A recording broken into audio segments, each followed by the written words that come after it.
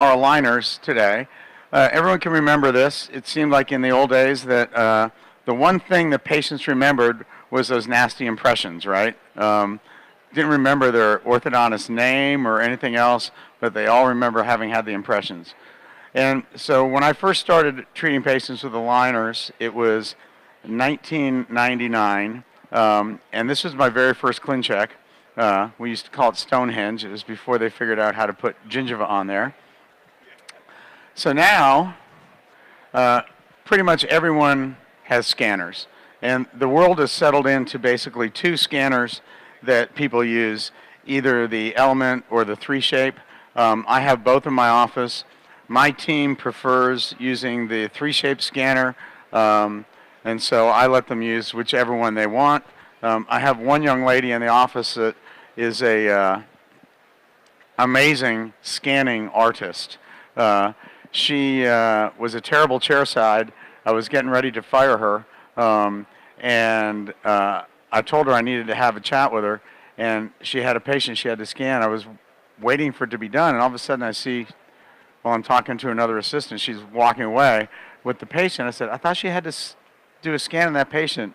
And my other assistant said, oh yeah, she's the fastest one in the office. She's already done.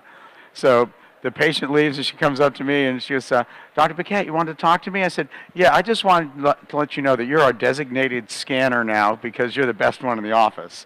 So it's funny how people grow into jobs that didn't exist before. So this is what a full color scan looks like. Obviously more like teeth. We can see gingiva and everything else. But this doesn't actually do anything for us treatment-wise. It's a pretty picture.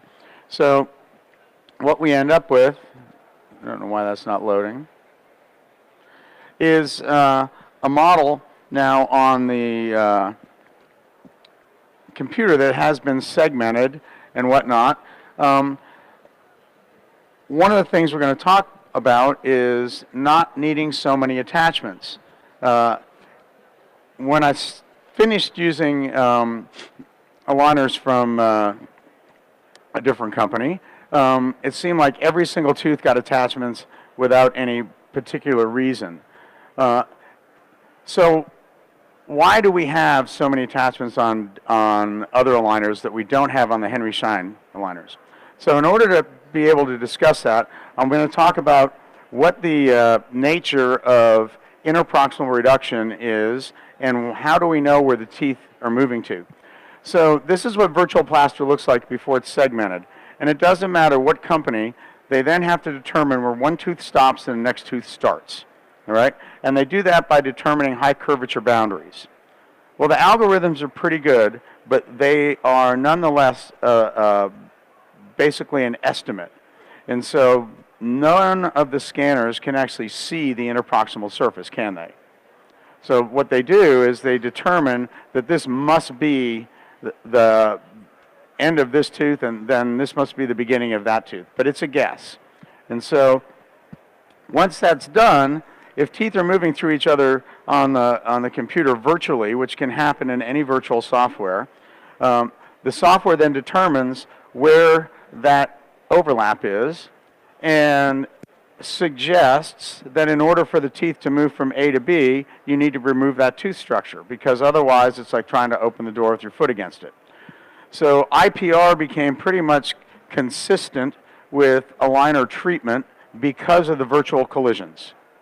All right? Now keep in mind, if you do IPR, it has to be symmetric because that's the only way the computer can estimate it. So if it's not done symmetrically, then one tooth is going to be smaller than the aligner, and the other tooth is going to be bigger than the little cavity in the aligner, and it won't track the teeth properly. These collision tables is what's used by those technicians to determine, and if you look closely, they're actually in hundredths, not in tenths, as we're told. All right? So you get those hundredths, and if they're all rounded off to the same direction, then that means we have actual tooth mass that's unaccounted for. All right? The theory, of course, is that those are such small amounts that it really doesn't matter. But if they're all going the same direction, then it might become significant, And all of us have seen with any kind of aligner patient where suddenly a tooth starts intruding, and you wonder, why is that? And what happens is, if you have tooth mass that is bigger than the aligner is intending for it to be, because either IPR was not done or it wasn't accounted for, then that's going to squeeze those teeth together, and one tooth is going to have to intrude until it's down below the height of contour in order for all the teeth to fit in there, right? In order to avoid that inconsequential intrusion, we started getting more and more and more retention attachments on the teeth to help the teeth track better, all right? So interproximal reduction is basically a big old guess, all right? Now, what's different with the Henry Schein aligners that we don't see nearly this much? As you can see in a little video that's been playing over there, the Henry Schein aligners, when they're manufactured, they physically use a physical tooth rather than multiple stages of virtual teeth and move those teeth into the proper position. And so you don't have a virtual collision at all. What you have is physical models moving past each other at each stage.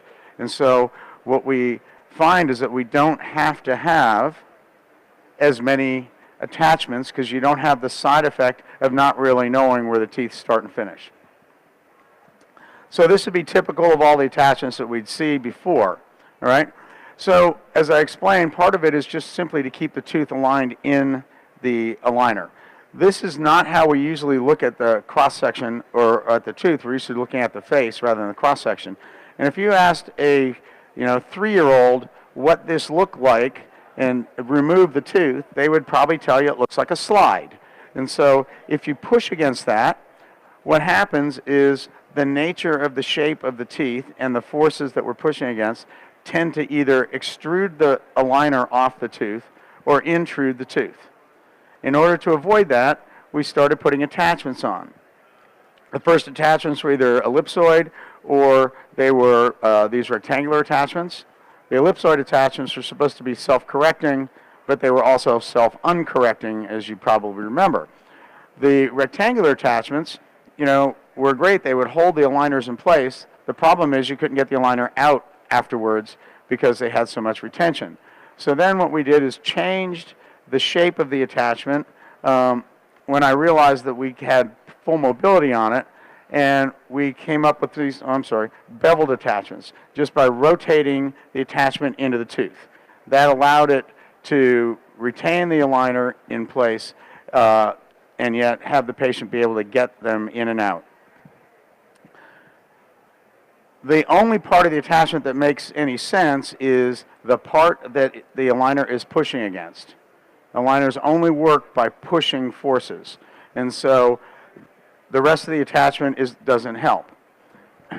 We can eliminate almost all of these attachments by capturing part of the tooth that has been trimmed away traditionally. So if you look at this, the aligners are trimmed up much higher, and there's a much more adaptive fit in the interproximal. And so we're taking advantage of the undercuts of the teeth in much the same way.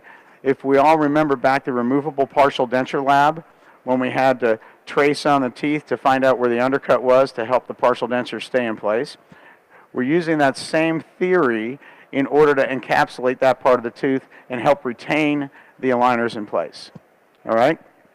The other thing that we recommend for patients that are in any way class 2 or class 3 is to start with the motion, because the motion is the only appliance that can actually reduce the number of aligners.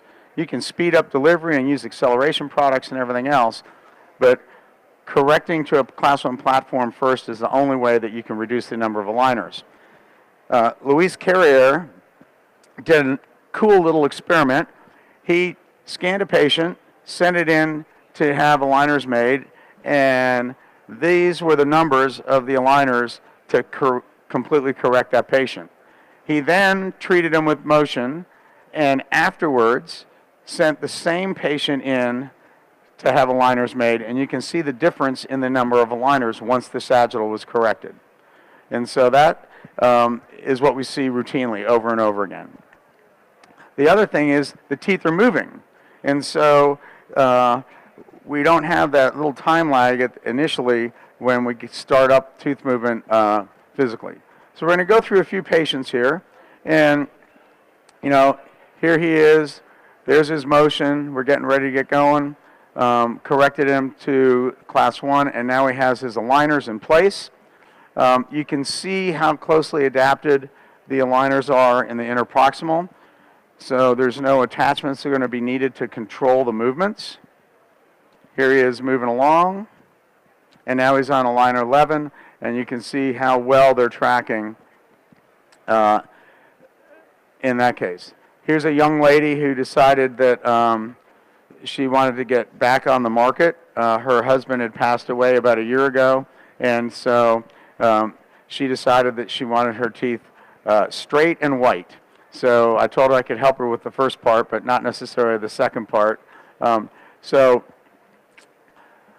I picked her to demonstrate on purpose, because if you have a lower malocclusion like this, traditionally with aligners, what you tend to see is after about a half a dozen trays, they start to bow away from the teeth if the teeth aren't responding normally, rounding things out.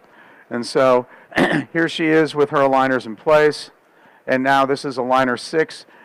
You can see how closely adapted these aligners stay because they're stiffer than the Smart Track material, so we don't see that flaring out toward the tongue when you're trying to correct the alignment down there. So I found that to be really helpful. And again, they're tracking along nicely. Here's a young man that he's got canines that aren't in yet, so we're going to use the motion first, get him to class 1. And because it was such a big correction, I decided he would likely need to have support of that afterwards. So I used the sidekicks for class 2 elastics. We now have the capability, which we didn't when his were made, to have elastic slits on the aligners. And so that would be my preference rather than using sidekicks. But he's done quite nicely, and again, you can see the typical movements that we'd be doing without any attachments on there. Now, at this point, he's started to lose a little bit of tracking on the upper incisors, so I'm going to have him wear those a little bit longer. We've been doing weekly aligner changes, but as you know, if we just slow down the changing to maybe 2 weeks, then those teeth will begin to track again. And that was after 16. This gal obviously has a diastema that she doesn't like. Typically what we would have done is put the helicopter attachments on there to control root tipping as we're closing the space. We did not need those. You can see here she is, number 14. She had a total of 20 aligners to when we're done. And there's her finish. You can see the roots are nice and parallel.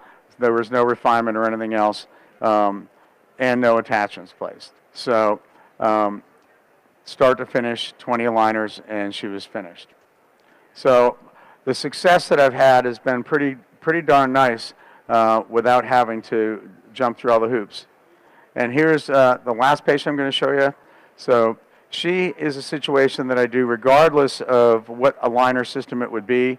I'm not a big fan of trying to rotate teeth like this second premolar with aligners. It's just inefficient. And so the goal and treatment for me is to get them started and finished in the shortest period of time possible. So I always use segmental fixed appliances to derotate the teeth first and then move forward with aligners. So that's what you'll see is going to happen here. So she is in fixed appliances for about 8 weeks while we rotate that premolar into place. Then we're going to switch to her aligners and finish it.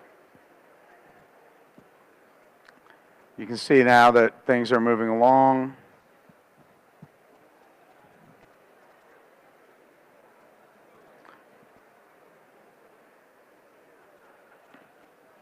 And again, how nicely the aligners fit in the interproximal so we don't have to have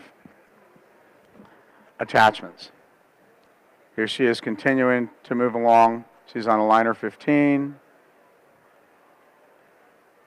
And here she is when she's finished. So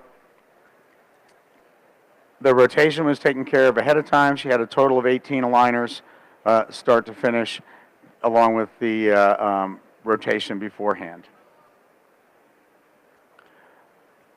So if we look at how she started and then the completion, you know, typically I would have expected to have to do refinement, or that we would have lost tracking with those incisors. But so far, I've had really nice results without having to resort to that. All right? So thank you very much. Any questions? I'm here to talk and go on from there. I hope you have a great meeting.